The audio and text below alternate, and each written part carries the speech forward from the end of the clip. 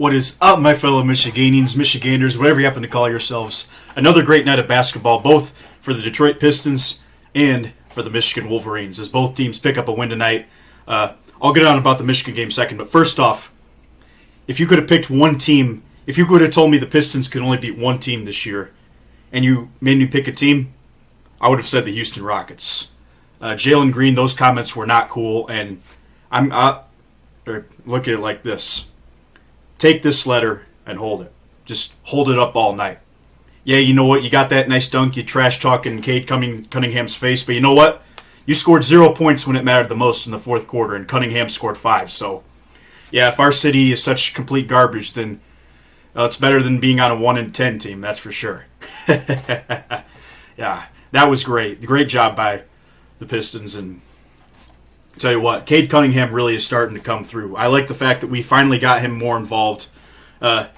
Joseph got 17 minutes tonight. I feel like maybe around that range is probably a good range to play him at. You look at Cunningham, 30 minutes, Hayes, 31 minutes. Finally, at least you got them more than 30 minutes. And the fact is, this team is at its best when those guys are on the floor. Although, to be fair, Joseph had a decent game tonight.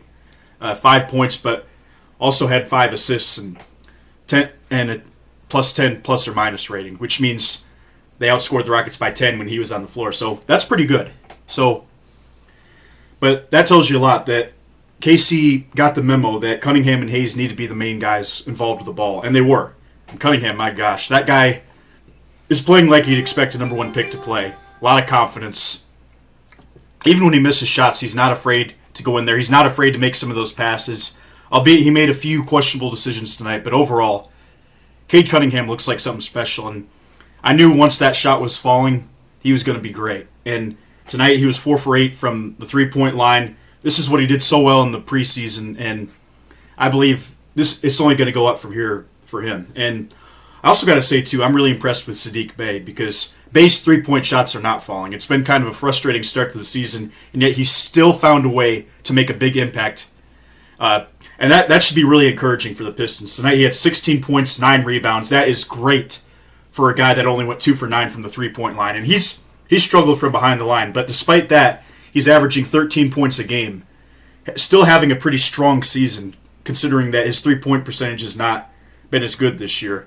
But this is a guy, like I said, this team is a lot of young talent, a lot of flowers that are going to be soon to blossom. And tonight you kind of got to see that. And it's good to see.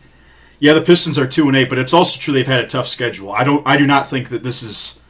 Well, I think it's one of the bottom teams in the league. I don't think the Pistons are the worst team in the league. I think they do have some good stuff going their way, and the fact is they still have a lot of very, very young players that are going to step up. And then defense again for this team, very strong. Yeah, Jalen Green had a couple dunks, but other than that, shut him down when it mattered the most. You knew Christian Wood was going to get his. Porter was going to get his, but they didn't let anyone else really kill them, which was good.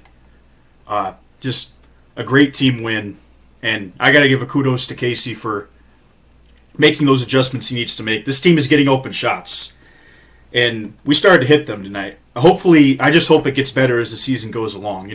That's up to Beeline, who is part of the player development staff here for the Pistons. That's part of his job to make sure that the shots are going down. But tonight, some of them were starting to go down, so good. That's awesome, and the Pistons have plenty of winnable games up ahead.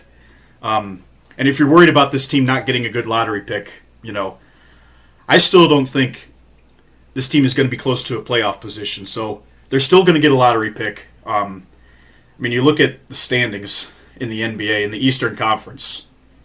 You really think the wrong sport. So, the Bulls and the Wizards. Yeah, the Bulls are much better than the Pistons. I can admit that this year. The Heat, Nets, they're nowhere near those teams. The Hornets have a little more veteran experience. I expect them to do better. Really, the only team in the East I can see the Pistons being better than is the Magic and the Pacers. So you're already in the running for a pick there. You got the Rockets, the Pelicans playing poorly, but Detroit is a bottom 5 or 6 team. So I'm not too worried about tanking. And the other part of it too is, you got to change the culture around here. You got to have something to look back on this season and say, hey, we're building something. Because right now in Houston, you know what? You've got a great.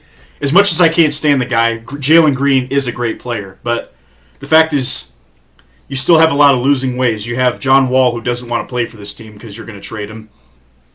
You got a lot of problems, and you got a lot of guys that are going to be traded soon. Just that whole team, that locker room is a mess. So at least the Pistons, you can start to see this thing going somewhere. I still want to see KC continue to get Cade and Killian more involved, but tonight was a good night. I liked it, and hopefully this team can continue to knock down its shots. That's the biggest thing, is just incrementally get better as the season goes along from beyond the arc. But otherwise, great night. Now for Michigan.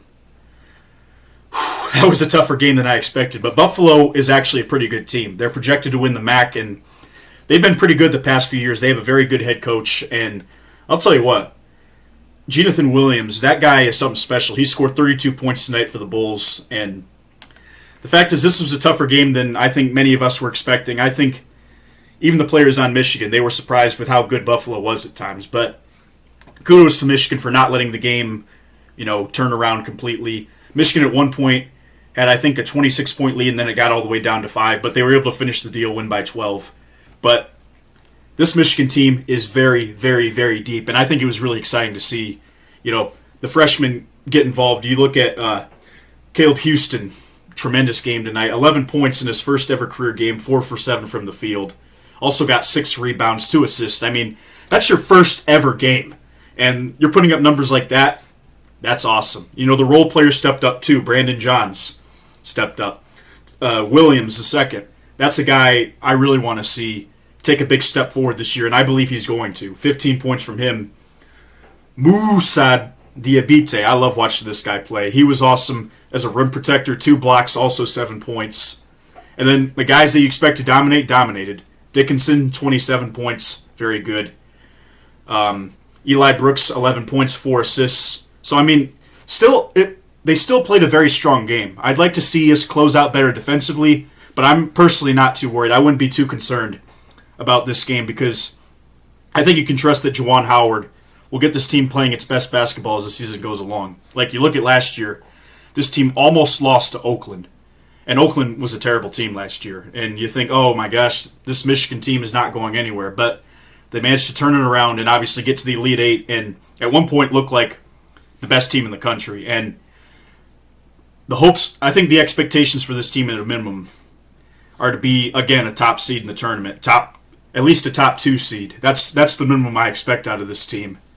And then, win a couple of tournament games because that tournament is super unpredictable. But this is a team that can win the national championship. I'm dead serious. There's tons of depth on this team, tons of talent, and Juwan Howard is just building something very special. And, yeah, tonight might have looked concerning at times, but I think overall the depth that Michigan has scoring and also passing the ball around, I think should be very encouraging. And the 2 guys they got in, Diabite and Houstan, they're as good as advertised. So I'm really excited for the rest of the season.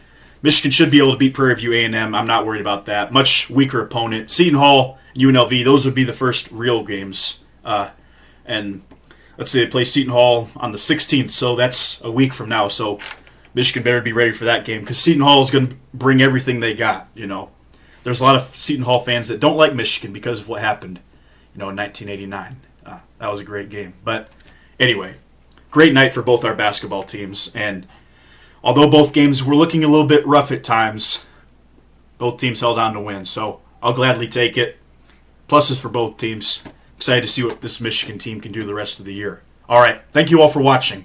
Tomorrow I'm going to put out a preview video of Michigan-Penn State. I have a surprise for you on Saturday. You'll see what it is. All right, you all take care. Have a good night.